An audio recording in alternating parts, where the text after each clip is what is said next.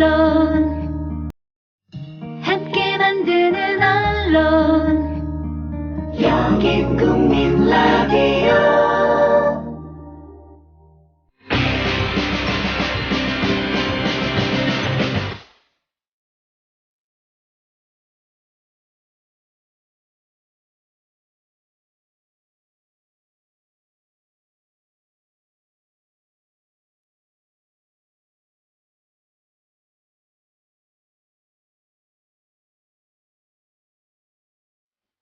예, 이런 변이 있나 시간이 돌아왔습니다. 저는 박변이고요. 위기에 처한 방송을 구하기 위해서 어쩔 수 없이 이변입니다. 오셨습니다.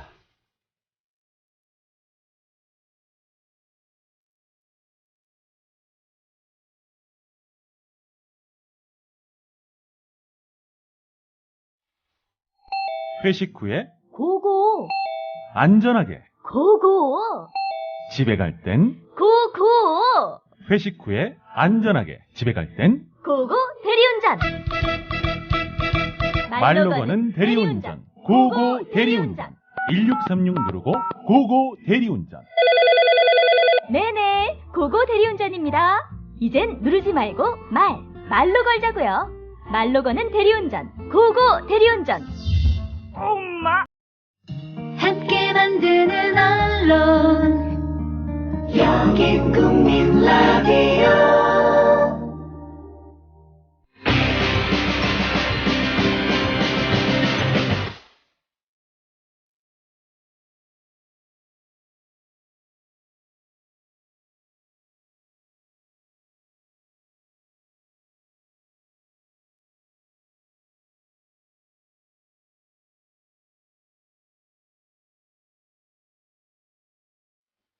예, 이런 변이 있나 시간이 돌아왔습니다. 저는 박변이고요. 위기에 처한 방송을 구하기 위해서 어쩔 수 없이 이변입니다.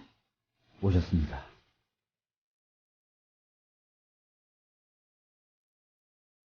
경제연구소를 검색하세요.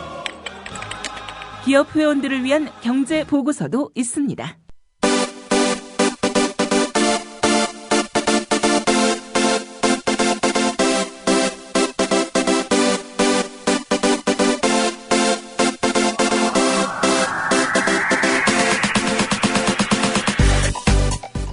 예, 이런 변이 간추린 2주의 주요 사회 뉴스입니다.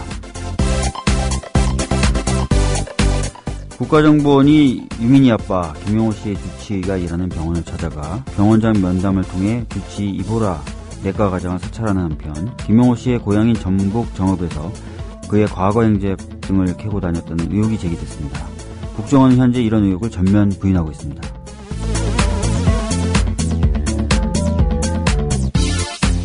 학습지 교사를 노동조합 및 노동관계조정법상 근로자로 인정했던 법원의 첫 판결이 최근 서울고법의 항소심 재판에서 뒤집혔습니다.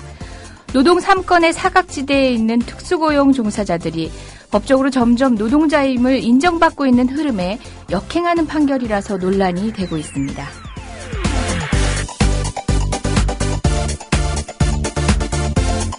예, 지난해 정보 비공개 처분에 대한 취소 소송에서 법원이 행정관청의 정보 비공개 처분에 대해 절반 이상이 위법하다고 판결한 것으로 집계됐습니다. 시민사회 등의 요구에 따른 정보 공개를 행정관청이 지나치게 꺼린 결과로 풀이되고 있습니다. 구속 기소된 이준석 세월호 선장이 평소에 세월호가 화물을 더 많이 싣기 위해 평형수를 제대로 채우지 않았으며 침몰 전날 출항 때에도 마찬가지였다고 오늘 공판에서 시인했습니다.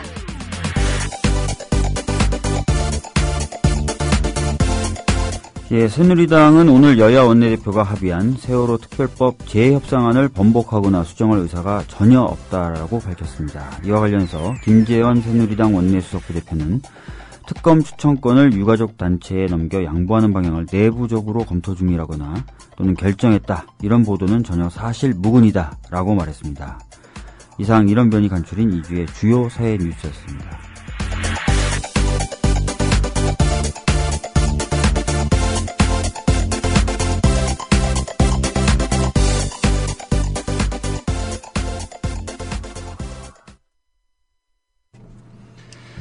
일단은 이런 시간에 복귀하게 만들어드려서 정말 죄송합니다.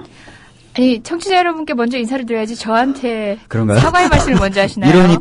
이러니까 이변이. 이러니까 복귀를 했습니다. 안녕하세요, 여러분. 이변입니다. 예. 아, 이런 이변이 있나. 이런 이변이 있나. 아니, 또, 오늘도 혼자 벽 보고 방송하셔야 되는 컨셉이 되나서 제가 그 꼴은 못 보고 있겠다 싶어가지고 한달음에 왔습니다. 사실 오늘이 날짜로 따지면 3-7일. 그 산모가 바깥바람 쐬면 안 된다는 3-7일. 바로 오늘이 만료일입니다. 그 하루를 못 참고 마늘쑥을 먹다가 하루를 못 참고 사람이 못 되는 참 그 마음으로 아쉽게 나왔는데요.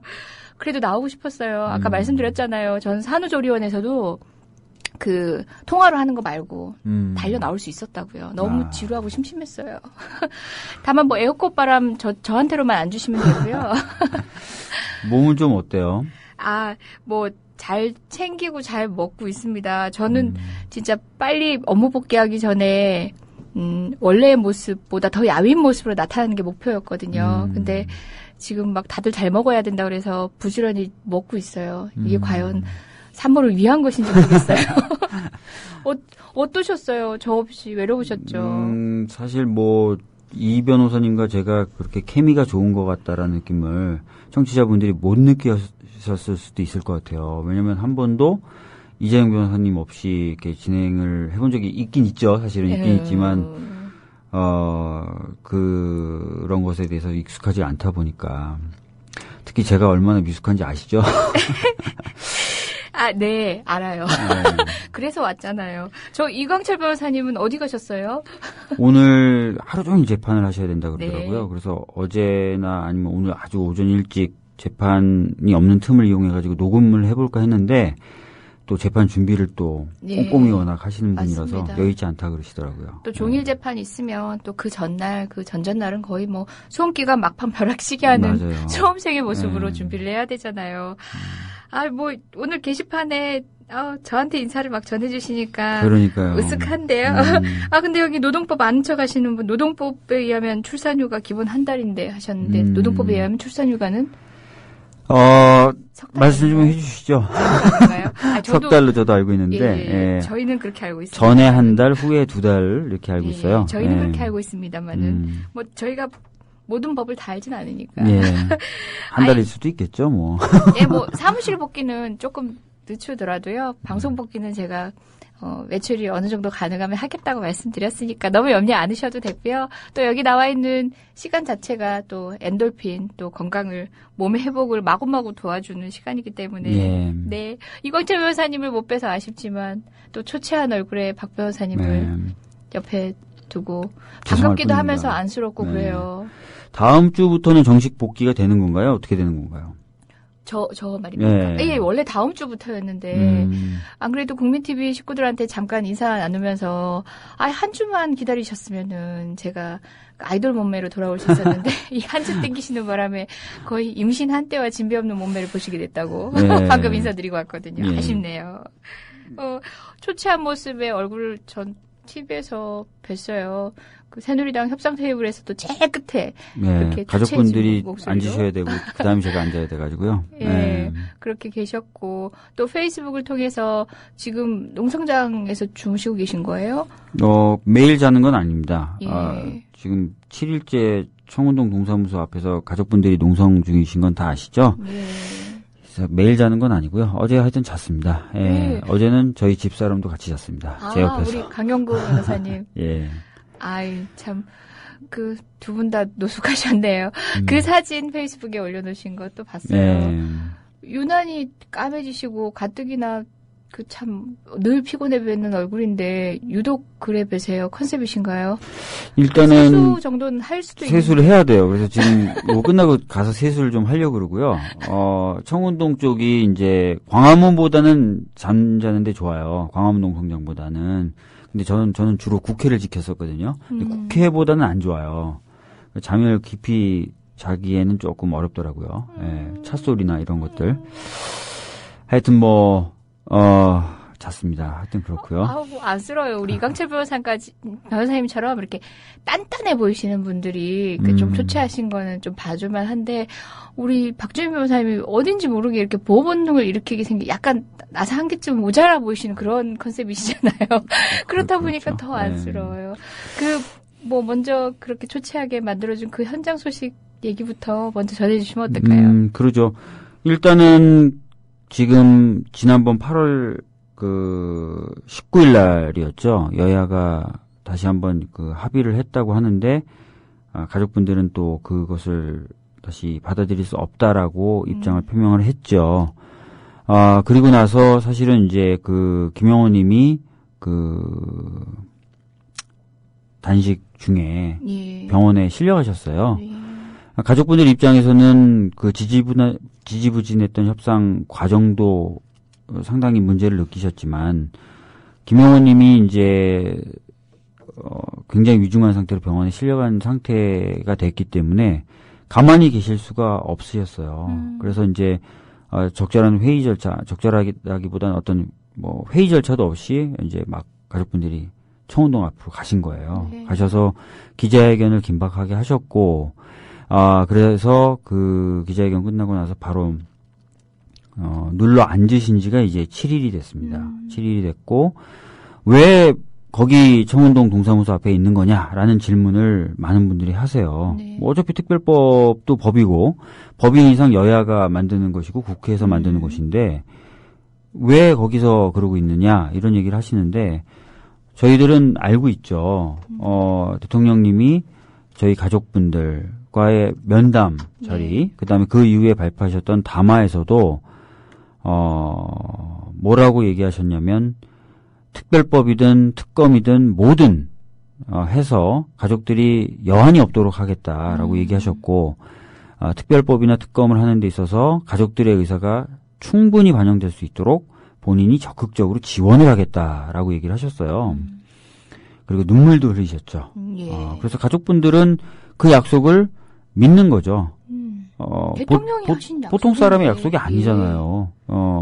대통령님의 약속이니까 그 약속을 믿고 있는 거고, 그래서 지지부진한 이 협상 과정에 적극적인 아까 지원을 하시겠다고 하셨으니까 역할을 해달라고 요구를 계속 해왔었습니다. 근데 아무런 답변을 못 들었고, 그래서 지금 청운동 앞에서 대통령님이 결단을 해달라, 필요한 역할을 해달라라고 농성을 하고 있는 것입니다. 예. 처음 농성이 시작됐을 때 뉴스에서 본 바로는 가족분들이 비 오는 와중에 그냥 노숙을 하시는 상황에서 네. 간단하게 이렇게 비를 피할 수 있는 포대?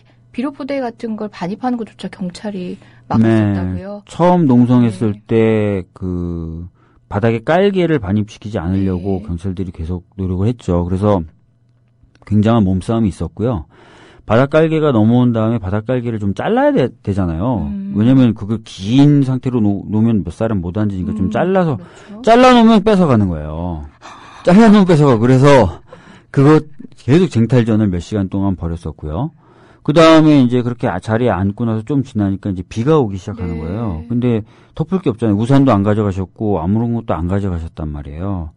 그래서 엄청나게 실강이를 해서 이제 겨우 덮을 수 있는 비닐이 들어와서 비닐을 덮고, 그날 바닥은 이제 비가 오니까 당연히 빗물이 들이치시는데 그렇게 비를 피하면서 그 옆에 있는 동사무소나 이런 것도 좀 열어주고 이러면 좋을 텐데 그렇게 안 해가지고 그냥 그 주차장에서 그 비닐을 덮고 예. 비를 피하면서 그렇게 첫날 밤은 보내셨죠. 예. 아우, 참, 저희가 집시법 전문가가 다 돼가잖아요. 우리 청취자 여러분들이. 예. 아니, 그렇게 비를 피하기 위한 또는 깔개, 이 정도는 집시법상 문제가 되는 물건들이 아니죠. 위험한 그럼요. 물건이 아니잖아요. 그게 시위용품이 된다 이렇게 볼 수가 없는데, 이상하게 경찰들은 그 깔개에 굉장히 집착을 합니다. 네. 예, 여러분 제가 전에 말씀드렸던 것 같기도 한데요. 밀양에서도 예. 그 밀양시청 앞에다가 이분들이 이제 분향소를 차리기 위해서 시도를 하신 적이 있어요. 밀양 주민분들이, 할머니 할아버지들이. 그때도 깔개를 그렇게 반입을 못 시키고요. 깔개로 쓸 수 있다는 이유로 상자도 안 된다 그러고. 그래서 사실은 그때 밀양 주민분들이 거기 어떻게 보면 경찰들하고 이렇게 고착이라고 하죠. 예. 에어싸여서 아무데도 못 가니까 화장실을 가야 되잖아요. 그래서 상자를 사실 들여오려고 했었던 이유가 좀 가리려고 예, 할머니나 가리려고. 할아버지한테 예. 좀 가리려고 상자를 반입시키려고 했었는데 그게 깔개로 쓰일 수 있다는 이유로 막 반입을 안 해주려고 하고 막 그랬었어요. 그래서 이상한 깔개 집착증 이런 것들이 좀 깔개 집착증. 예, 경찰이 있습니다. 뭐 언론에다 얘기하기로는 집회가 불법 집회가 장기화되는 것을 미연에 막을 의무가 예. 자신들에게는 있다. 뭐 언뜻 보면 그럴싸해 보여요. 뭐 그런 의무가 있고 경찰은 그래야 할 권리가 있나요? 아닙니다. 이 부분에 대해서도 여러 차례 기회가 될 때마다 말씀을 드렸었는데요. 대법원 판례를 보면요. 미신고 집회라 하더라도 평화롭게만 진행이 된다면 그 집회를 금지하거나 해산해서는 안 된다는 게 대법원의 태도예요. 저희 가족분들이 도로도 아니고 인도도 아닌데 주차장입니다. 그래서 통행에 방해가 안 돼요. 물론 주차하시는 분들에게는 불편할 수 있겠지만 저희가 올라가서 농성을 시작한 날이 금요일날 저녁이에요. 다 퇴근하고 없었고요. 토요일, 일요일 동사무소 안 엽니다. 주차를 할 이유가 없는 거죠. 그렇기 때문에 통행과 주차에 전혀 방해가 되지 않는 상태에서 진짜 평화롭게 앉아서 저희가 제출했던 청와대에 넣었던 항의서한 및 면담 요청에 답변을 기다리고 앉아있는 상태였거든요. 그런데도 그렇게 하는 것은 아까 말씀드렸던 평화롭게 진행이 된다면 미신고 집회라 하더라도 미신고 집회라서 불법이라 하더라도 해산이나 금지해서는 안 된다는 판결에 완전히 배치되는 걸 한 거예요. 그래서 이제 가족분들이 계속 문제 제기를 했죠. 무슨 법으로 이렇게 하느냐라고 하면 답변을 안 해요. 그래서 가족분들이 이제는 결론을 내리셨죠. 경찰은 법을 따르는 것도 아니고 판례를 따르는 것도 아니고 오로지 명령에만 따른다. 이걸 결론을 내리셨죠. 예, 예. 아니 여기 지금 방금 올려주신데 행복시아님이 그럼 옷도 안 되겠네 깔고 앉을까봐 그러니까 그러셨는데 그럴 수 있죠. 그런 식의 해석을 해요. 예전에 우리 그 유치장에서 그렇죠. 그 여성의 브레이저를 벗고 들어가라. 맞죠. 왜냐하면 그거는 목을 맬 수 있는 그죠? 그 스스로 자해 우려가 있는 그런 도구다라고 해서 그게 결국은 인권 침해로 나중에 판결을 통해서 위법한 손해배상, 예, 손해배상. 청구가 받아들여졌어요. 예. 그런데 이번에 세월호 추모 집회에서 예. 또 한 번 그게 문제가 됐어요. 상의를 탈의시키는 그 속옷 상의를 탈의시키는 것이 또 한 번 예. 반복이 됐어요. 그래서 판결에도 불구하고 판결에도 있는데 그래서 확인을 해봤더니 해당 경찰서에는 그 문구가 그대로 붙어 있었대요. 판결이 있었음에도 불구하고 네. 속옷 상의를 여성 속옷 상의를 탈의시켜야 된다라는 판결이 있었음에도 불구하고 그래서 또 한 번 결론을 난 거죠. 경찰은 법도 안 따르고 판례도 안 따르고 오로지 명령에만 따른다. 상관의 명령에만 따른다라는 그런 어떤 부분이 또 한 번 입증이 된 거죠. 상관의 예. 명령에만. 참 이런 일이 너무 허다하다 보니까 이거 한 번의 사례만 하더라도 충분히 그 책임을 지우는 절차가 뒤따라야 되는 아주 엄중한 사안임에도 불구하고 그럼요. 우리가 네. 지금 그런 걸 요구 못하고 있는 너무 많다 보니까 일일이 대응을 못하고 있는 것인데 좀 한 번은 큰 코 다칠 겁니다. 네. 그리고 분명히 바로 잡아야 되고요. 좀 부끄러운 얘기인데요. 제가 그날 그 농성장에 들어가는데 2시간이 걸렸어요. 그리고 변호사님이 들어가는데요? 네, 제가 들어가는데도 2시간이 걸렸고 결국 제 힘으로 못 들어갔어요. 국회의원의 도움을 받아서 들어갔어요. 예. 정말 황당한 일이었죠. 그러니까 그분들이 나름대로 집시법 그걸 위반한다고 해서 이제 고착이 돼 있는 상태이기 때문에 변호사가 접견을 하겠다라고 하면 어떻게 할 거냐. 니네들이 접견교통권은 제한할 수 있는 수단이 없죠. 왜냐하면 헌법상 기본권이고 예. 그것에 대한 제한은 안 된다는 그 헌법재판소의 판결도 있어요. 그래서 그걸 행사해서 들어가겠다면 어떻게 할 거냐. 너희들이 하고 있는 지금 이 일의 법적 근거가 뭐냐 대라. 예. 아예 대답을 안 해요. 말을 안 해요 그냥. 그리고 마치 게임을 하듯이 제가 이쪽으로 통과하려면 사람들이 이쪽으로 몰려서 막고 이걸 2시간 동안 제가 했어요. 그래서 그 해당되는 경찰 간부 얼굴을 찍고 나중에 관등성명은 받아냈는데 좀 정리가 되면 꼭 찾아뵙겠습니다. 제가 꼭 문제 제기를 반드시 하도록 하겠습니다. 예. 법정에서 봅시다. 네, 한번 법정에서 봐야죠. 한번 예. 봐야죠. 예, 뭐 다들 뭐 뻔히 알고 있는 지식, 예를 들어서 뭐 1인 시위는 가능하고 뭐 등등 우리가 알고 있는 상식 수준의 법리를 가지고도 그들을 설득할 수 없다는 것 때문에 갑갑해 하셨던 분들이 또 게시판에도 글을 올려주시곤 하는 그러네요. 것 같아요. 사도 요한님이 1인 시위는 신고 안 해도 되죠? 라고 얘기하셨는데 우리나라 집시법상 집회나 시위의 개념은요. 2인 이상이 모일 때만 집회나 시위가 됩니다. 그렇기 때문에 1인 시위는 사실상 시위가 아니에요. 그렇기 때문에 집시법의 적용을 당연히 안 받고 따라서 집시법상 의무라고 할 수 있는 신고 의무 없습니다. 그냥 하셔도 됩니다. 그리고 심지어는 청와대 앞에 분수대가 있는데요. 예. 분수대 앞에서 1인 시위한 걸 막았던 경찰에 대한 국가배상 청구 승소한 사례가 있습니다. 예. 참여연대 이태호 처장이 받았던 판결이죠. 그래서 그걸 자랑스럽게 핸드폰으로 찾아가지고 막 경찰들한테 보여주면서 막 얘기했는데요. 경찰들이 쳐다도 안 보더라고요. 예. 그러니까 몰라서 그러는 게 아닌 거잖아요. 다 알고 하는 거죠. 예. 알면서도 위법을 감행한다. 그것도 법집행 권력기관이. 그러니까요. 예전부터 법치주의의 가장 어려운 과제가 무엇이냐라는 질문에 학자들이 공통되게 답변한 게 있어요. 법을 집행하는 기관이나 권력자가 법을 따르도록 하는 것이 가장 어렵다. 이런 얘기가 있습니다. 지금 뭐 법치주의 얘기를 저들이 그 집권당에서 그리고 또 대통령도 많이 그렇죠. 하시잖아요. 원칙, 법 이런 얘기 굉장히 많이 하시죠. 근데 진정한 법치주의는 그 권력자들이 법을 따라야 되는 건데 그런 그게 게 안 된다는 거죠. 원칙이 제일 어렵다는 거죠. 예. 예. 아이고 참 그런 와중에 지금 7일째인가요? 예, 7일째가 되고 있습니다. 예. 예. 뭐 CCTV 논란도 있었죠. CCTV 논란 정말 황당했어요. 예. 가서 열심히 기자회견하고 자리에 앉아서 한참 있다 보니까 CCTV가 저희를 찍고 있는 거예요. 그 CCTV는 그러니까 어디에 설치됐던 CCTV였던 거죠? 그 주차장 앞쪽에요. 예. 근데 그 CCTV가 설치되어 있는 그 주변을 아무리 살펴봐도 그 CCTV를 설명하는 안내판이 없었어요. 근데 개인정보보호법에 따르면 그런 영상정보 처리 장치가 설치될 경우에는요. 안내판을 설치하도록 돼 있어요. 그리고 그 안내판에는 이 CCTV 설치자가 누구고 목적이 뭐고 그렇죠. 어떤 방식으로 운영한다가 상세히 적혀 있어야 되거든요. 근데 그게 전혀 없었어요. 그래서 저희들이 문제 제기를 많이 했고 3일쯤 지나니까 딴 곳을 비치고 있더라고요. 그게. 그러니까 다들 황당해서 저게 돌아가는구나.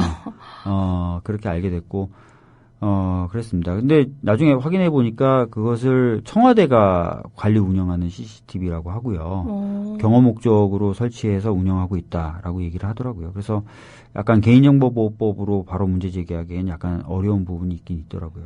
예. 근데 하필 그 당시에 왜 유가족분을 찍고 청와대에서 컨트롤해서 찍고 있었을까요? 다 이제 보시고 네. 싶으셨겠죠. 아, 정말 관심이 있으시네요. 네, 관심이 있어서 관심을 뭐 놓고 계신 건 하나 아니네요. 뭐 하나. 아유. 예, 정말 참 우리한테 그 포돌이인가요? 포돌이 그 참 친근한 캐릭터 같고 진짜 그 포돌이만 보면은 푸근한 경찰이 우리의 권리를 정말 따뜻하게 지켜줄 것 같아요. 근데 견돌이로 이렇게 해서 우리에게 국민은 샌드백입니다라는 패러디 영상물을 오케이 마린 이렇게 읽어야 되나요? 님께서 올려주시기도 했네요. 그러네요. 예. 그 7일간 지금 농성 중이신 거고 그러면 이 농성은 언제까지 계속되는 건가요? 지금 둘 중에 하나일 겁니다. 저희들이 내건 게 두 가지인데요. 대통령이 면담을 하고 나서 대통령이 약속했던 어떤 것들을 이행을 하거나 예. 아니면은 뭐 진짜 특별법이 제대로 제정이 돼서 대통령에게 더 이상 저희가 뭐 뵈면 좋지만 굳이 볼 필요가 없는 그런 상황이 될 경우 그럴 경우에는 이제 나오실 수 있겠죠. 예. 단원고 생존 학생 중에 한 명도 대통령의 면담을 요구했다고 예, 들었어요. 그것도 그랬고 예. 또 유민희의 동생이죠. 윤아 양도 대통령에게 호소하는 편지를 보냈고요. 네. 예.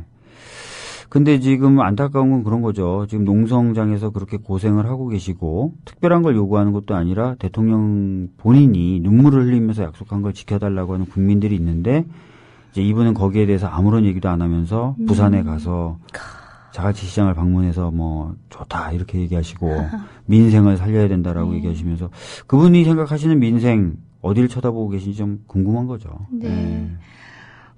뭐 또 국회로 시설 돌려보면은 그 협상 테이블에 같이 하셨어요. 네. 예, 그리고 같이 뭐 들어갔죠. 마치 그 성과의 결과로 저 유민 아버님이 단식을 그만두신 것처럼 또 그쪽에서 새누리당 쪽에서 활용하기도 했었어요. 협상 테이블에서 있었던 일, 그 경과, 뭐 앞으로의 전망 이런 거 얘기 한번 해볼까요? 예, 사실은 지난번에 이제 김무성 당대표를 2번 만났었고요. 예. 그 다음에 이제 실제 협상 테이블에 앉는 또 협상을 관할하는 사람들을 또 2번 연속으로 만난 거죠. 이번에 이제 이한구 원내대표하고 주호영 정책위 의장, 그 다음에 김재원 원내수석 부대표 예. 이렇게 세 명을 이제 2차례 만난 건데요. 사실 많은 분들이 궁금해하셨어요. 기자분들이 특히. 예. 왜냐하면 첫 번째 면담 끝나고 나서 다들 웃는 분위기였고 웃는 상태였고 얼굴이. 예. 그다음에 2시간 가깝게 그렇죠. 했어요.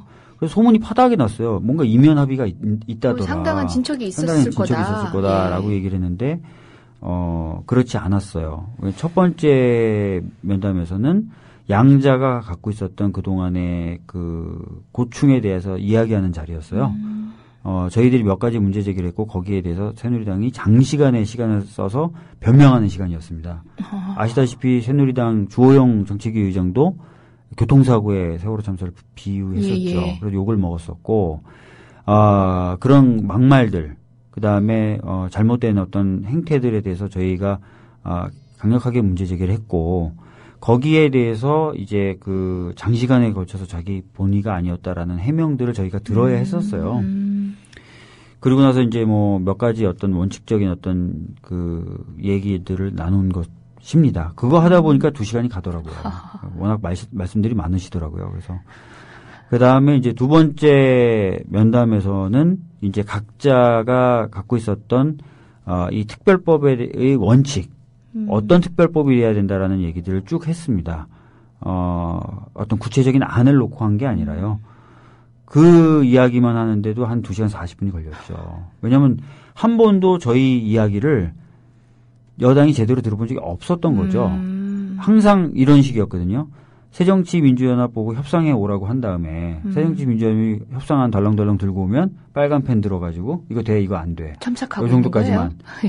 뭐 이런 식이었기 때문에 새누리당은 한 번도 저희 가족들하고 직접 그 이야기를 한 적이 없었어요. 그래서 저희들이 갖고 있는 이 특별법에 대한 기본적인 생각들을 얘기하니까 깜짝 놀라는 거예요. 아, 진짜로 놀랐네요. 막 놀라는 거예요. 막 놀라는 건지 아니면 가짜로 놀란 건지 막 놀라요. 막 놀라면서 예. 막 이런 얘기 들어본 적도 없다느니 막 새정치민주연합은 그동안 협상을 어떻게 한 거야? 막 등등등. 그래서 저희들은 막 이간질인가? 네. 아니면 정말 놀란 걸까요? 좀 서툰 부분들이 있었어요. 그 액션에. 예. 그래서 그런 부분들을 막 보면서 막 얘기들을 진행한 거죠. 예. 그렇기 때문에 사실은 구체적인 어떤 안에 대해서 얘기를 지난번 면담에서도 또 못했어요, 사실은. 원칙적인 어떤 생각들, 기본적인 생각들에 대해서 교환을 한 거니까요. 근데 그때도 그 2번째 면담도 오랜 시간이 걸렸지, 나오고 나서는 울 수는 없잖아요. 서로 얘기하시니까. 그래서 웃고 하니까 기자들이 또 전화가 엄청나게 한 100통 이상 왔어요. 오면서 주로 하는 얘기가 뭐 있었죠? 막 이러면서. 예, 다들 그런. 뭐 있었죠. 빨리 얘기해 주세요. 그리고 심지어 친한 기자들은 제가 없다 그러니까, 제가 변호사님이 알고 지낸 지가 몇 년인데 저한테까지 이러십니까? 막 이런 거예요. 근데 사실은 없었습니다. 진짜 없었어요. 예, 그래서 저희가 하도 그런 얘기가 들려서, 특히 또 뭔가 또 약간 우연이 있었던 게, 그 면담 다음날 김영호 님이 유민 아빠가 단식을 푸셨어요. 예. 근데 유민 아빠가 전에 걸었던 단식을 푸는 조건이 뭐였냐면 새누리당이 전향적인 자세를 보여줘도 풀겠다라는 거였어요. 그러니까 면담 끝나고 우리는 없다 그랬지만 장시간 얘기했고 웃는 얼굴로 나왔고 다음날 바로 오전에 김영호 님이 단식을 푸신 거예요. 그러니까 기자들이 소질이 맞는데요. 생각해보면 네. 소질이 완전히 맞아요. 네. 그래서 내놔라 이거죠, 협상안. 이면으로 생기니까 내놔라. 나도 특정 한번 해보자. 근데 때마침 또 새누리당에서 논평을 그렇게 낸 거예요. 그렇죠. 자기들이 전향적인 어떤 그 태도를 해가지고, 이렇게 된 거다. 그래서, 저희가 2차례에 걸쳐서 기자회견을 하면서 사실이 아니다라고 얘기를 한 거고, 그래서 지금은 그런 오해들은 많이 내려앉았어요. 어떤 루머까지 있었냐면, 저희 위원장님이죠. 가족대책위 위원장님이 모처에서 김무성 대표를 밤에 심야에 만나서 합의서 문구까지 다 만들어서 새벽에 이완구 원내대표에게 넘겼다. 지금은 실무자들이 문구를 다듬고 있는 중이다라는 막 소문까지 막 난 거예요. 그래서 저희 가족들도 놀랐죠. 때마침 근데 또 김영원님 단식 푸는 날 위원장님이 연락이 안 되는 거예요. 그래서 그래서 진짜인가? 다들 막 김영원님은 단식 푼다 그러고 위원장님은 공개적인 기자회견에 나타나지 않고 그러니까 기자들도 막 놀라고 저는 김영원님이 왜 단식 푸는지 저희는 알았으니까 그 부분은 괜찮은데 이제 위원장님이 안 보이니까 혹시 이 사람이 우리를 배신? 막 이러면서 막 했는데 알고 봤더니 오랜만에 이제 그 사모님과 같이 식사를 하고 이렇게 데이트도 좀 또 하고 오붓이 계시는데 또 그랬었다 그러더라고요. 그런 오해를 예. 또. 또 한 번 또 놀란 적이 있잖아요. 그렇죠. 예. 예. 세정연에서 한 번 또 놀래게 한 적이 있으니까 또 위원장님이 또 그런 걸 되풀이하시나 싶어서 놀라셨겠네요. 그렇죠. 제가 박 변호사님께 여쭤봐도 되는지 모르겠지만 세정연은 어때요? 어떤 사람들은 지금 뭐 세대고 있는 거 아니냐. 예. 그렇게 얘기를 하시는데 예. 저희가 사실은 그 야당과 공조를 안 할 수가 없어요. 그럼요. 예. 당연히 첫째는 야당이 지금까지 굉장히 많은 고생을 해주셨다. 그거는 가족분들이 다 알아요. 다 알고 고마워한다. 물론 항상 뭔가 결말을 볼 무렵에 항상 이분들이 이상한 스텝을 보여가지고 며칠씩 날려버리게 만든다든지 또는 뭐 성과를 무로 돌리게 만든다든지 하는 것들이 해서 분노가 있는 건 사실이지만 많은 가족분들이 고생을 하고 있는 야당에 대해서 당연히 고마움을 느낍니다. 그거는 당연한 거고요. 앞으로도 당연히 야당하고도 얘기하고 야당하고도 같이 가요. 그럴 수밖에 없는 거고 여당하고도 같이 얘기를 하는 거고요. 그래서 이제 일각에서 뭐 야당이 완전히 세대인 거 아니냐라고 얘기하는데, 그렇진 않고요. 그런 부분은 걱정 안 하셔도 될 것 같고, 계속해서 이야기해서 나갑니다. 예. 다만 지금 현재 이 상황에서 새정치연합이 이 협상판에서는 크게 역할을 할 수가 없는 상황이에요. 딱 하나 할 수 있는 게 굉장히 중요한 역할이긴 한데, 국회의 일정 부분에 있어서, 국회에 진행되는 이 의사 일정에 관련돼서 저희 가족들의 버팀목이 돼줘야 돼요. 예. 조금 참는 거죠. 그런 부분에 있어서 충분히 역할을 해줄 거라고 믿고 있고, 저희들이 또 충분히 교감을 하고 있습니다. 그래서 걱정 안 하셔도 될 것 같아요. 그런 부분은. 예. 앞으로 어떻게 될 것 같아요? 정말 새누리당에서는, 정말 신뢰를 회복하고 또 처음 들은 깜놀한 그 유가족계 입장을 이런 얘기는 정말 몰랐다 이러고 가서 공유해서 전향적인 태도로 이 협상에 임하게 될까요? 지금 모르겠는데 김재원 원내수석이 사실상 이 협상에서 굉장한 역할을 합니다. 네. 다 아시다시피 김재원 원내수석이 박근혜 대통령의 복심이라고 불리는 사람이에요. 청와대와 항상 당을 연결하는 가장 중요한 축이라고 하고 여러 가지 이렇게 당이 양보하거나 결단을 해야 될 때 굉장한 영향력을 발휘하는 분이에요. 이분의 말을 보면은 약간 가닥을 잡을 수 있어요. 말과 행동을 보면. 근데 어제와 오늘이 180도 달라졌습니다. 어제는 뭐라 그러냐면 굉장히 유화적인 태도를 보이면서 가족분들이 굳이 대통령을 안 만나도 다 되게 해주겠다. 이런 걸 아침에 라디오 인터뷰에서 했어요. 예. 그런데 오늘은 기자들과의 간담회가 있었죠. 중진회의 끝나고선가요? 그때 뭐라고 얘기했냐면 지난번 여야 합의안에서 여야 합의안을 바꿀 생각이 전혀 없다라고 얘기했어요. 오늘 저희가 간추린 그 뉴스로 전해드린 것처럼 이런 발언을 하셨어요. 즉 어제 발언과 오늘 발언이 180도가 달라졌습니다.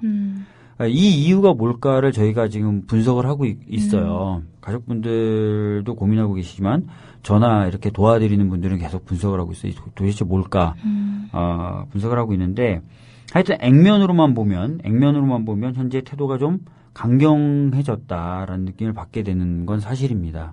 그래서 사실은 오늘, 내일 모레 이 3일간 국민분들이 어떠한 관심과 어떤 태도를 보여주시느냐 이게 굉장히 월요일날 협상에 영향을 많이 미칠 것으로 보여지고요.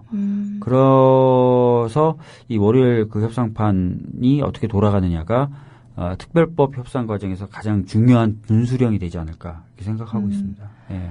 사실 뭐 든든한 버팀목이 되어줘야 될 야당이 한번 뭐 쉽지 말로 뻘짓을 하면서 뭐 그를 계기로 해가지고 어쨌든 승세는 우리한테 있다라고 새누리당은 생각을 하고 있는 것 같고 국민 여론도 본인들한테 더 우호적이라고 좀 기고만장해져 있다라고 보는 시각이 많은 것 같아요. 맞아요. 예. 일단은 뭐 어제하고 오늘 사이의 변수가 뭐였냐면 설문 결과가 조금 자신들에게 유리하게 나왔대요. 예. 뭐 여론조사가. 예.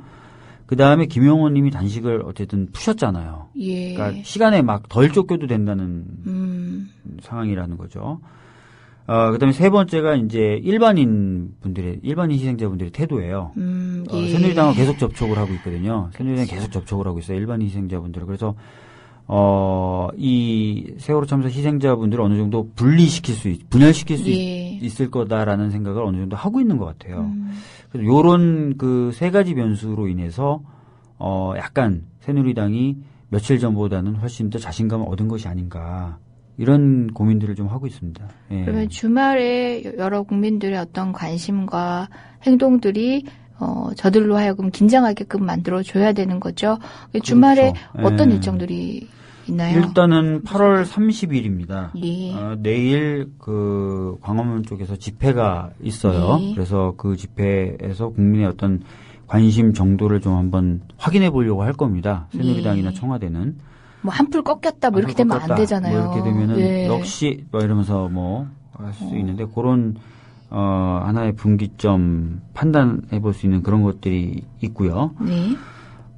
그다음에 이제 그 8월 30일, 30일 이러면서 여러 단체들이 개별적으로 또 의견 표명하는 일정들도 잡혀 있습니다. 예. 그런 것들이 좀 어떤 식으로 진행이 되느냐를 좀 봐야 되겠죠. 그럼 8월 30일 내일 일정 같은 경우 우리 청취자 여러분들도 관심 있는 분들은 함께 하실 수 있을 것 같은데요. 광화문에 몇 시인가요? 제가 5시로 알고 있는데요. 예, 그러면은 그렇게 딱 운을 띄우시면 저희 또 청취자 여러분께서 찾아서 좀 올려주셨으면 찾아서 좋겠어요. 예, 게시판에 올려주시면 그걸 정확히 다시 저희가 어나운싱을 해드리겠습니다. 네. 저의 낭낭한 목소리로 다시 재공지를 해드리겠습니다. 아유 어설프게 하셔. 이렇게 한 개씩 비는 거 이게 박변의 매력입니다. 예, 박 변호사님 매력입니다. 어제 뭐 어쨌든 노숙하시고 지금 못 씻고 오셨다고요? 지금 못 씻은 것도 못 씻은 건데요. 사실 오늘 제가 그 TV 토론을 나가요. 근데 예. 준비를 하나도 못했어요. 예. 그럼 어떤 어제하고, 이슈로 이 네, 세월호 특별법 관련된 관련해가지고 이슈로 예. 좀 공부를 어제 해야 됐었는데 현장에 있게 되면서 공부를 못한 게 걱정이네요, 진짜. 판판이 뭐, 깨지는 원래도 워낙 깨지는데 뭐 이 진짜. 이슈와 관련해서는 누구 부럽지 않게 진짜 바지런히 이렇게 챙겨 놓으신 분이라서 컨텐츠는 걱정이 안 되는데 저는 이 외모 가서 씻을 세팅이 거예요. 좀 덜 됐네요. 저기 드라이도 좀 하시고요. 네. 그래도 비주얼 나오는 거 맞죠? 토론회라는 게 예. 지금. 설마 뭐 저만 그거? 뭐. 저만 모자이크? 모자이크 처리? 아니 뭐 필요하다면 하시는 것도 나쁘지 않겠어요. 지금 몰골이 말이 아닙니다. 네, 가서 씻고 할 겁니다. 예. 아 그래도 중요한 건 아니지만 컨텐츠로 승부하고 또 내용으로 승부하고 또 워낙에 저력 있는 분이라 중요한 건 아니긴 하지만 또 이게 전문가로서의 외모이잖아요. 예. 그걸로 상대방을 한번 눌러주실 필요도 있는데 그러려고요. 예. 참 얼굴에 그저 안쓰럽기만 해서 지금 여기 전문가라고 쓰고 나가려고요. 예. 전문가. 올려주셨습니다. 에릭님이 올려주셨는데요. 내일 오후 5시입니다. 특별법을 제정하라. 청와대는 응답하라. 830 국민대회. 대통령이 책임져라. 2014년 8월 30일 토요일입니다. 오후 5시. 광화문 광장 세종대왕상 앞입니다. 예, 내일 5시. 여러분 토요일 오후 다른 일정 없으신 분들 또는 다른 일정 있지만 다시 함께 해봐야겠다라고 일정 변경하실 수 있는 네. 분들 광화문 광장에서 뵐 수 있으면 좋겠습니다. 그렇습니다. 어떤 방송인지 궁금해하시다는 분이 나타나셨는데요. 비밀로 하겠습니다. 왜요? 특정 채널의 시청률을 높이게 될 것 같아서? 그런 걸로 생각해 주시죠. 오늘 생방송 네, 오늘 토론인가요? 해요. 네. 예, 많은 분들이 들어주셔도 되는 거죠. 우리가 공중파 방송하고 뭐 이렇게 경쟁이기 때문에 그 방송국의 로고를 얘기하면 안 되고 막 이런 거 아니잖아요. 그죠? 아니래요. 어디 가세요? 얘기하세요. 관심 있는 분들. JTBC에서 하는 밤샘 예. 토론이라고 있는데요. 밤새는 거예요, 진짜? 아니 이게 새벽 4시에 끝난대요. 그래서 큰일이에요. 이게 지금 어제 토론 이어서? 중에 자는 거 아닌지 모르겠어요. 예. 어제 4시 이어서? 4시 반 정도에 끝나서 그렇게 된다니까. 아이고, 참. 몇 시부터 하는데 4시에 끝나는 거예요? 12시 반부터 시작이요. 12시 반부터 시작해서 네, 4시. 4시 반까지. 그래서 안 보시는 게 나아요. 주무셔야죠. 아니요, 정말 뭐 끝장 토론을 해서라도 뭐 보여줄 수 있으면 좋은데 많은 분들이 볼 수 있는 시간이었으면 더 좋았을 텐데 새벽이라 좀 아쉬운 면도 있어요. 사실 JTBC는 지난번에도 한번 그 시간을 빼서 특별법 예. 토론을 한번 한 적이 있거든요. 아무도 안 다룰 때. JTBC는 많은 노력을 기울이고 있는 건 예. 국민 TV 다음으로 예. 많은 노력을 기울이고 있는 것으로 제가 알고 있고요. 하여튼 밤에 합니다. 예. 가서 정말 맹렬히 전사하시더라도 승전보를 알려주세요. 예. 상대 토론자는 누가 나오는 거예요? 근데 근데 허수아비 갖다 놓고 얘기하는 거면 좀 시시할 것 같아서 여쭤봐요. 제가 죄송하게도 상대방이 어느 누구분인지도 미처 아직 확인을 못했어요. 예, 이렇게 한두 개씩 비는 분입니다. 메일을 열어봐야 되는지 못 열어봤어요. 예. 뭐 내일 집회가 있는데 시간은 모르시는 분이고요. 오늘 토론에 나가시고 광고는 하실 수 있는데 누가 나온지는 모르고 나가신답니다. 근데 공부는 하시겠답니다. 예, 시간은 좀 드릴게요. 아유, 주무시고 가세요. 졸면 안 돼요. 이메가스톤이 올려주셨고요. 딸기토끼님, 박 변호사님, 전에 국정원 대선 개입 청문회 때보다 어제 뉴스에 나오신 모습 보니 많이 늙으신 듯해요. 지몸미. 인간은 해가 가고 세월이 흘러가면 늙게 돼 있죠. 예. 뭐 늙으셔 보이신 상대적으로 그때보다 늙으셨다고 하는데 뭐 늙어 보일 만한 나이시기도 합니다. 뭐 이분 젊은 분은 아니에요. 맞아요. 네. 어쨌든 뭐 노숙하고 이렇게 체력을 견디기 쉽지 않으셨을 텐데 그래도 방송을 생방을 사수하시고 깨끗이 씻고 커피를 한 2잔 정도 마실 생각입니다. 예. 아이고 저희 또 이 방송도 또 생방 사수를 해주시고 또 사모님 우리 강영구 변호사님도 같이 노숙을 하시고 어제 누워서 자고 있는데 누가 깨워요. 네. 그래서 눈 떠보니까 익숙한 얼굴이 웃고 있는 거예요. 그러니까 집사람이 와서 웃고 있더라고요. 그래서 왜 안 가냐 그랬더니 자고 가겠다 그래서 어제 제 옆에서 잤고요. 제가 자고 있으면 가끔은 아버님들 어머님들이 이불을 덮어주실 때가 있는데 이불 덮으러 오셨다 깜짝 놀랐대요. 여자가 있고 한 이불 덮고 있더래요. 한 이불을 덮고 있었어. 이 뭐야 막 이랬는데 저희 집사람이었습니다. 아니 거기서 웬 연애질이야 막 그러셨겠네요. 얼마나 놀라셨겠어요. 한 이불을 덮고 있어. 농성장에서 이제 어머니 아버님들도 각자 이불 덮고 주무시거든요. 그분들조차도 각자 이불을 덮고 있는데 이 어린 것들이 아니죠 꽤나 늙은 것들이 알만큼 많은 것들이 한 이불을. 아니 강영구 변호사는 여러분들 전에 방송 들어서 아시는 분들도 계시겠지만요. 정교조 상금 변호사로 활동하고 계십니다. 그래서 정교조 법외노조 사태 관련해서 또 뭐 동부서주하면서 굉장히 바쁘시고 또 에너지를 정말 박변님 못지않게 또 소진해 가면서도 늘 오뚜기 같이 일어나서 현장에서 활동하고 계시는 변호사님이세요. 부부가 공사가 다 망해서 참 가정이 염려됩니다. 그러게요. 예, 뭐 가끔씩 그렇게 우리 가정이 염려된다고요? 예. 지금도 졸고 있어요. 우리 가정이 사실 집에 가면은 뭐 이렇게 변동되는 게 없어요. 변동되는 게 들어가서 없다? 다들 잠만 자고 나오니까 뭐 물건이 뭐 위치가 바뀐다거나 하는 게 전혀 없죠. 그럼 따로 뭐 가사 분담 이런 거 고민할 필요가 없네요. 가사가 없어요. 네, 가사가 없으니까. 예. 아직 뭐 자제분이 없으시니까 또.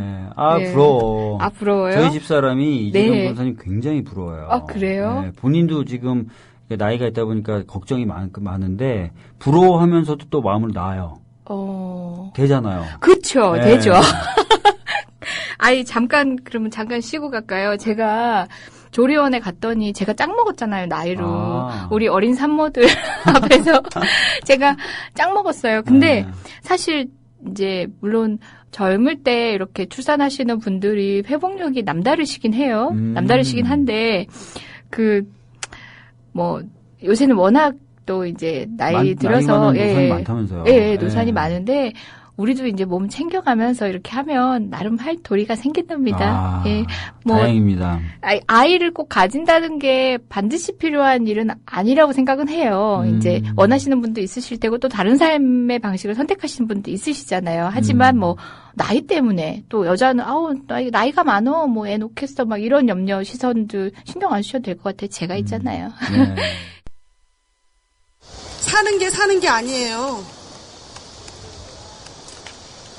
하루하루가 지옥이고 못 지켜줘서 너무 미안하고 뱃속에다 10달을 가지고 있다 낳은 내 새끼라고요. 어떻게 내 새끼를 데려갈 수 있냐고요. 안전한 세상을 만드는데 너와 내가 따로 없습니다. 그 작은 노력, 바로 세월호 특별법 제정입니다. 겹겹이 가려진 세월호 사건의 진실, 그 환부가 드러나야 수술할 수 있습니다. 수사권이 부여된 세월호 특별법이어야만 합니다. 지금 사인.세월호416.org에 접속하셔서 서명해 주시기 바랍니다. 다시는 이런 비극이 없는 세상을 만드는 힘, 그 힘을 사인.세월호416.org에서 함께 모아봅시다. 예, 지금 막 둘이서 주거니 받거니 얘기를 하다 보니까 목이 좀 탔어요. 잠시 그러니까요. 쉬고 왔습니다. 네. 이강철 변호사님은 혼자서 어떻게 하셨을까요? 진짜 벽 보고 벽에 누가 있는 양 하고 계셨을 것 같아요. 혼자 사셔도 죄송해라. 누가 뭐 우프다 이렇게 답글도 다셨더라고요. 예, 뭐 오늘 늦은 시간 토론 듣겠다고 낮잠 자는 제발. 주변 선배 언니들이 계십니다라고 진희노애락 님이 올려주셨네요. 네. 역시 박 변호사님 팬층이 참 좁은데 탄탄하세요. 혹시 넓진 않아요. 사회자가 손석희 씨고 그래서 그러지 않을까? 손석희 씨 아닌가? 지금 그것조차도, 아니에요? 그것조차도 확인하지 못하고 났다. 가신다는 거. 네. 적당히 구멍이 있으신 게 이분의 매력이라는 거. 그리고 광고할 거 하나 더 있어요. 예. 저희가 그 청운동 동사무소 앞에 그 농성하시는 그 어머님 아버님들 그를 위해서 어제부터 기획 강연을 하고 있어요. 저녁 7시마다 7시 예. 반에 하기도 하고 7시에 하기도 하는데요. 어제는 정혜신 박사님이 오셨어요. 예. 예. 그 청운동 그 동사무소 농성 앞에 현장에서 그 주차장이 있는데 오늘은 누가 오시냐면요. 정말 그 많은 분들이 좋아하시는 분인데요. 김재동 씨가 오십니다. 와. 예, 김재동 씨가 오셔가지고 오늘 그 이야기들을 해주실 거예요. 와, 김재동. 저희 참 보기 쉽지 않은 분인데 네. 그래도 세월의 문제만큼 또 발벗고 나서주시는 분이더라고요. 본인이 세월호 참사 이후에 제대로 잠도 못 자고 밥도 못 먹고 막 그러셨다 그러더라고요. 그래서 지금까지 뭐 공개적으로 많은 활동을 하신 건 아니지만 가족분들이 그 서명전 나가시면요. 예. 시간이 될 때마다 이렇게 와가지고 옆에 서 계시고 식사도 대접해드리고 그러셨대요. 예, 그 말씀도 들었어요. 오늘 7시 반이니까요. 혹시 관심 있는 분들 가셔서 같이 들어도 좋을 것 같아요. 근데 들어갈 수 있으려나 모르겠다. 경찰들이 막아서. 그러면 7시 반 예정하시면은 한 5시 출발하셔야 청운동 경복궁역에서 5시 출발하셔야 청운동 도착하는 거 맞죠? 근데 택시나 버스를 타면 또 안 잡아요. 맞아요. 네, 예. 그래서 택시 타고 그 근처에서 내리셔서 하면은 가능하다. 그거 유용한 팁이에요. 제가 예전에 그 청운동 앞에서 저희 방송할 때였나요? 아마 유족분들 처음 청운동 앞에서 연자를 시작하셨을 때 그날일 겁니다. 걸어가시던 분들은, 그러니까 걸어가시던 민변 변호사님들이 막혀 계신 걸 제가 보고 저는 택시 타고 이렇게 쫙 갔거든요. 예, 그 대중교통을 이용하시거나 택시를 이용하시는 경우면, 그러니까 택시비 아까우니까 그 앞에 근처에서 어디서 타고 거기만 지나가셔도 될 것 같습니다. 같이 가서 또 강연도 들으시고 또 지지 힘 보태주시고요. 그러시면 좋을 것 같아요. 예. 예, 뭐 여러 일정들이 있는데 7시 반쯤에 이제 차회에도 있는 거죠. 다음 주에도 계속 되는 거죠. 지금 그래서 계속 좋은 분들을 모시려고 섭외를 하고 있어요. 일단은 그래서 이번 주는 이렇게 정혜신, 김재동 두 분이 와주시기로 한 거고 예. 다음 주에는 또 어머니와 아버님들 좋아하실 만한 분들 또 섭외를 해봐야죠. 예. 예. 시민, 어머님, 아버님께도 힘이 되고, 우리 시민 여러분들께도 또 뜻밖의 기회가 되고, 또 같이 연대하고, 공감하면서 행복할 수 있는 시간도 되고, 그렇죠. 같이 분노도 나누시고요. 예. 그러실 수 있겠네요. 그리고 또 잊지 말아야 될 거는 내일 8시 반. 아니. 8월 30일. 8월 30일. 8월 30일. 5시 광화문 예. 세종대왕 동상 앞에서 예, 집회가 있습니다. 월요일 협상을 앞두고 있는 거죠. 예, 아마 굉장한 분수령이 될 것 같습니다. 예, 여러분들 예. 많은 참여를 부탁드리겠습니다.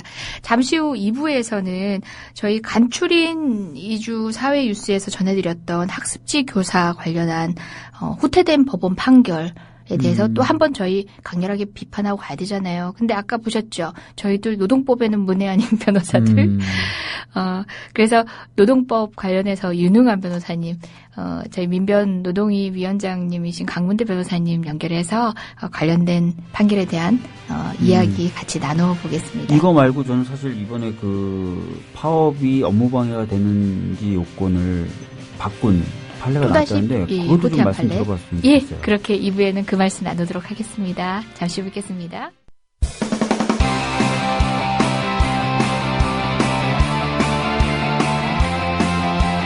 지금 여러분께서는 이재정, 이광철, 박주민 변호사가 진행하는 이런 변이 있나를 듣고 계십니다. 이 방송은 매주 금요일 낮 4시부터 5시 반까지 국민 라디오를 통해 가장 먼저 청취하실 수 있고 팟캐스트 포털 팟빵에서 다시 들으실 수 있습니다.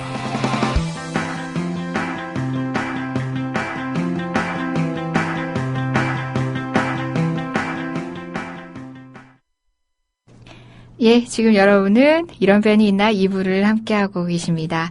이런 변이 있나 이 시그널송 안에 이재정, 이광철, 박주민 이렇게 얘기하는데 그 순서는 뭐에 따른 거죠? 문득 그 생각이 들었네요. 이재정 제가 제일 앞에 있는데 가나다 순인가라고 생각해 보니까 그러려면은 박주민 먼저 해야 되는데 그죠? 당연히 안방만이 먼저 하셔야 될 것 같고요. 그래요. 이게 그다음부터는 권력서열인가 이런 생각이 문득 듭니다. 네.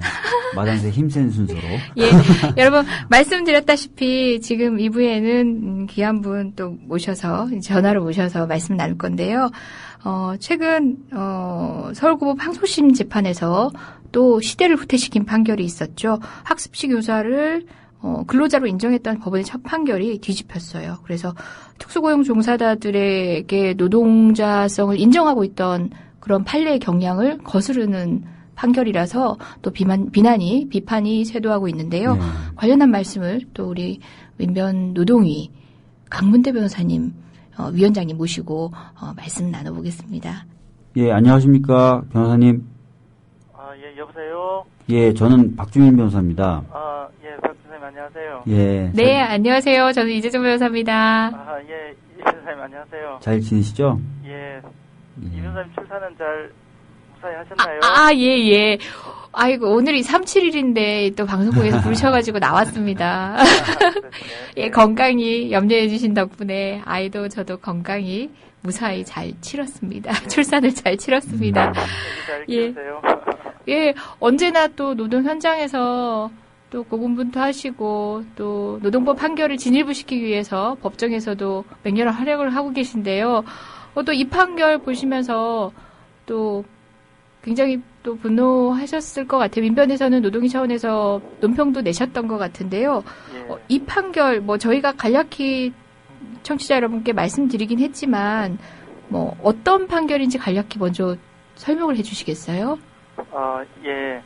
그 학습지 교사들이 이제 노동조합을 만들고 이제 노동조합을 활동한 것에 대해서 사용자 측이 이제 여러 가지 그 방해 행위를 하였습니다. 네. 그것이 이제 방해 행위를 하면서 해고를 하였는데 그것이 정당한 해고인지 또 부당 노동 행위에 해당하는 것인지를 이제 판단을 했던 것입니다.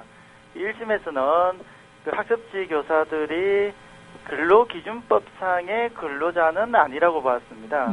그러니까 해고도 아니라고 결론이 내려지게 되겠죠. 네. 근로자여야 해고가 성립이 되니까. 네. 이제 그거는 그렇게 판단을 하면서 다만 그 학습지 교사들이 노동조합법상의 근로자이다. 라고는 판단을 했습니다. 그러니까 네. 이제 노조도 합법적으로 만들 수 있는 것이죠. 그렇게 만들어진 노조에 대해서 이제 사용자가 방해 행위를 하면 이제 그것은 부당 노동 행위는 이제 해당하는 것입니다. 예. 이제 하급심 판례에서는 이제 그 점을 인정을 했던 것입니다. 근데 이심 최근에 이제 판결 선고한 고등법원 판결에서는 근로기준법상의 근로자도 아니고 노동조합법상의 이제 근로자도 아니다. 지금 이렇게 이제 판결을 내린 것이고, 이제 저희들이 볼 때는 그 판결이 좀 심히 부당하다. 지금 이렇게 판단을 하고 있습니다. 예. 그 결과 사용자의 방해 행위는 부당 노동 행위가 아니다. 이렇게 되는 건가요? 그러니까 노동조합이 아니니까 예. 부당 노동 행위인지 아닌지도 판단을 할 이유도 없게 되는 것이죠. 그 최근에 그래도 특수고용 종사자들에 대해서 노동사성을 인정받고 있는 흐름이 있지 않나요? 저도 노동법을 뭐 정확하게 잘 알고 있지 않지만 그래도 그런 판례 경향에 대해서는 알고 있는데요. 맞습니다. 그것은 이제 전 세계적인 추세로도 그렇고 우리나라에서 노동법에 대해서 보수적으로 보는 경향이 있는 가운데에서도 이제 특수고용 노동자라고 하는 것이 사용자의 편의에 의해서 이제 만들어진 산물이라는 이제 인식이 광범위하게 확산이 되고 있습니다. 그래서 최소한 그들이 단결을 해서 자기들의 요구를 말을 할 수 있고 노동조합법상의 어떤 보호는 최소한 해줘야 된다라고 하는 공감대가 지금 형성이 되어 있는 것입니다. 그래서 그 얼마 오래전도 아닙니다. 올해 2월 13일 날 이제 대법원에서 이제 특수고용 형태 중에서 가장 좀 논란이 많았던 이제 골프장 우리가 도우미라고 하죠. 캐디라고 이제 통상 부르기도 하는 그분들에 대해서 이제 노조법상의 근로자이다라고 하는 점을 명시적으로 인정을 하면서 이제 여러 가지 이제 주목할 만한 이제 판단 기준들을 제시를 해놓은 것입니다. 근데 지금 고등법원에서 이제 그 판결이 나온 지 지금 얼마 6개월도 안 된 상황인데 이제 거기에 정면으로 좀 배치되는 듯한 이제 판결을 지금 해놓은 상태입니다. 그래서 저희들 볼 때는 좀 법리적으로도 납득이 안 되고 또 이제 우리 시대의 흐름이나 노동자 보호의 필요성에 비추어 보았어도 상당히 좀 문제가 많은 이제 그런 판단이라고 그렇게 생각을 하고 있습니다. 예.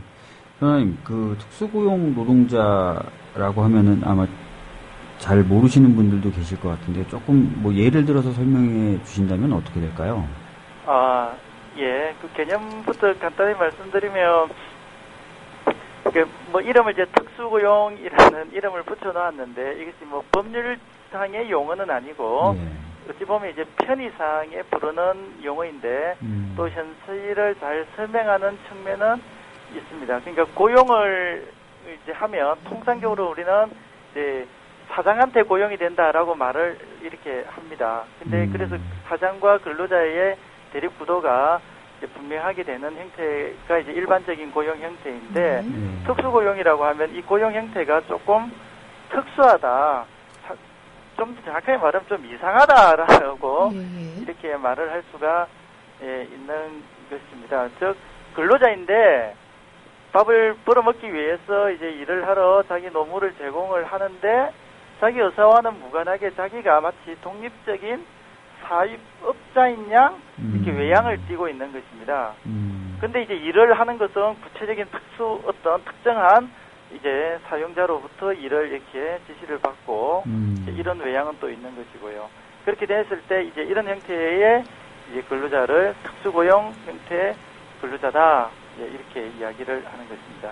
이 근로자들에 대해서는 이 근로자들이 진짜 근로자인지 아니면 외형적인 측면을 중시해서 사용자인지 즉 사장인지 이걸 가지고 지속적으로 지금 논란이 생기고 있는 것입니다. 근데 이제 우리 이 방송을 들으시는 분들께서는 뭐 또 비슷한 생각을 가지실 거라고 생각을 하는데 이분들이 스스로 사업을 하겠다라고 나선 마당이 아니고 사업을 통해서 어떤 수익을 이제 사업이라고 하는 건 약간 여행도 좀 있는 거 아닙니까? 그래서 수입을 갑자기 늘리거나 이런 기회가 있는 것도 아닌데 이분들을 이제 사장이라고 말을 할 수 있을지 저는 좀 의문이 큽니다. 아까 말씀하셨듯이 사용자의 편의로 만들어진 외양 틀이라는 거잖아요. 그죠? 그래서 그렇습니다. 본질을 봐야 예. 된다는 게 좀 상식적으로 납득이 되는 설명이셨던 것 같아요. 그 변호사님, 그리고 사실 이 판결 말고 또 궁금한 게 있는데요. 예. 최근에 그 대법원이 이제 파업을 업무방해로 기계적으로 봤던 판결을 좀 바꿨지 않습니까? 아, 예, 근데 예. 그것이 다시 후퇴하는 어떤 판결이 나왔다. 제가 그런 소식을 접한 적이 있어요. 예. 거기에 대해서도 좀 설명을 해주셨으면 좋겠는데. 예. 그 우리나라 노조법 이제 판례에서 가장 좀 뒤떨어지고 또 어찌 말하면 이제 수치스럽기까지 한 것이 파업에 대해서 이제 업무방해죄라는 죄를 뒤집어 씌워서 형사처벌을 하는 것이었습니다. 그래서 이걸 이제 그렇게 하면 안 되고 전면적으로 그 제도를 개선해야 된다라고 이제 기치적으로 이제 이야기가 되어 왔었죠. 근데 이제 그 기회까지 이르지는 못한 상태에서 수년 전에 그래도 대법원 판례가 조금 바뀐 적이 있습니다. 즉 파업을 한 경우에도 설령 그것이 불법 파업으로 이제 규정이 된다 하더라도 사장이 사용자가 그 파업이 진행될 거라는 것을 예측을 할 수 있었다면 다시 말해서 이제 법률 용어로 또 말하면 전격적으로 파업이 시행된 것이 아니라면 그것을 업무방해죄로 처벌을 해서는 아니 된다라고 하는 판례가 나왔던 것입니다. 이제 그 뒤에 이제 나온 하급심 판례들을 보면 그래서 이제 전격적인지 아닌지를 따져왔습니다. 근데 우리나라에서 파업을 그렇게 전격적으로 하는 경우는 잘 없거든요. 파업을 하면 노동자도 이제 뭐 타격을 받는 점이 있기 때문에 사용자에게 계속 호소를 하고 이제 파업을 이제까지 이르지 않도록 호소도 하면서 이제 협상을 해 나가는 것이죠. 그리고 예고를 또 합니다. 이때까지 협상이 안 되면 파업을 하겠다. 통상 우리가 그런 모습들을 이제 많이 봐오지 않습니까?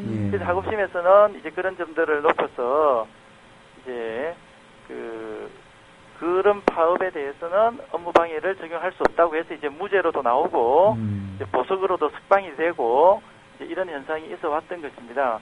근데 그 뒤에 이제 대법원에서 이제 요 판결을 이제 다시 하게 됐는데 대법원에서 기존 판례를 뭐 명시적으로 폐기를 한다. 기존 판례가 잘못됐다. 이런 말은 한마디도 하지를 않았습니다.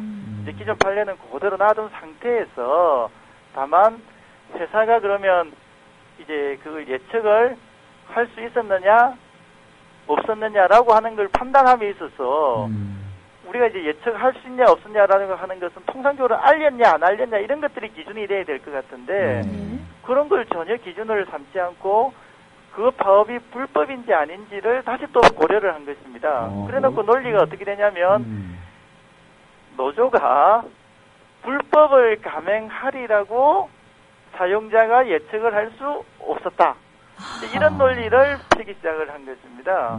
이거는 이제 검찰이 이제 계속 주장을 해왔던 그런 내용인데, 저는 이제 요거는 예측 가능성, 전격성이라고 하는 문헌의 의미에 완전히 반하는 판례이고, 기존 대법원 판례의 취지에 이제 일치하지 않는 판결이다. 지금 이렇게 생각을 합니다. 그래서 이제 이런 식으로 판단을 해가지고 기존 판례의 취지에 이제 좀 몰각이 되는 기존 판례의 취지가 좀 사라지는 이제 그런 판례가 지금 나와 있어서 그것이 문제다. 지금 이렇게 생각을 하고 있는 것입니다. 제가 볼 때 이제 만약에 대법원이 저는 좀 비겁하다는 생각도 하는데요. 기존 판례가 잘못됐다고 생각을 한다면 그 판례가 대법원 전원합의체 판결이었거든요. 그러면 다시 전원합의체 판결을 소집을 해가지고 우리가 좀 성급했다. 그렇게 해서 판례를 바꿔가지고 이제 앞으로는 다시 예측 가능성이고 이런 걸 관계없이 불법이면 무조건 업무방해죄로 처벌하는 것을 용인하겠다. 이렇게 가는 것이 솔직하고 정정당당한 태도가 아닌가 이런 생각을 합니다. 그거는 건드리지 않아놓고 이상하게 노조가 불법을 감행하리라고 사용자가 예측을 못했다. 이게 조금 논리적으로 너무 비약이 심하지 않습니까? 그러니까요. 예, 지금 어쨌든 그런 판례가 지금 나와 있어서 이제 지금 좀 예. 논란이 되고 있는 것입니다. 말씀하셨다시피 저희 나라 노동법 판례가 뭐 그닥 진보적이지 않고 또 어렵사리 얻어낸 귀한 결론들이었을 텐데 이런 식으로 또 흐름에 역행하는 판단이 계속돼서 또 그간의 노고가 또 다 깡그리 무너지는 느낌도 또 들고도 있습니다. 일단 방금 말씀하신 업무방해 관련된 판례는 대법원 판례라서 일단 그것 가지고는 다툴 수 없겠지만은 학습지 교사의 노동자성 관련된 판례는 지금 대법원이 남아있지 않습니까? 어떻게 보세요, 전방을? 예, 저는 다소 주관적인 판단인지 모르겠습니다만은 기존 다른 대법원 판례의 취지에 비춰보면 네. 요거는 뒤바뀔 가능성이 상당히 크다고 예. 그렇게 생각을 합니다. 근데 재밌는 거는 이 하급심 고등법원에서 판결을 하면서 6개월 전에 나온 대법원 판례를 인용을 안 해놓고 있습니다. 오히려 그 이전에 나왔던 대법원 판례를 인용을 해놓고 있거든요. 이걸 몰랐다라고 봐야 할지 그게 마음에 안 들어서 그걸 배제를 시켰다고 봐야 할지 참 어떻게 해석해야 될지 난감한데요. 어쨌든 골프장 캐디를 근로자 노동조업법상의 노동자로 인정한 이 판례 취지에 비춰보면 학습지 교사는 그것보다 더 노동자성이 강하다고 볼 수가 있거든요. 그래서 저는 이제 대법원에 가서는 충분히 이제 바뀔 가능성이 있다 이렇게 생각을 하고 있습니다. 네. 여러분들 이제 전화통화 연결 중이지만 간단히 설명드리면은 판결문을 쓸 때요. 유사한 취지의 또는 같은 법리의 이전의 판례를 인용을 합니다. 인용을 하는데 지금 6개월 전에 있는 판례조차도 이제 인용하지 않고 오히려 다른 경향의 판례를 인용하는 방금 변호사님 말씀하신 것처럼 그 판례를 알고도 안 썼다면 참 그렇죠. 자질이 부족한 거고요. 네. 몰라서 안 썼다면 그것도 진짜 그야말로 자질이 부족한 거네요. 네. 참 어느 쪽으로도 납득할 수가 없네요.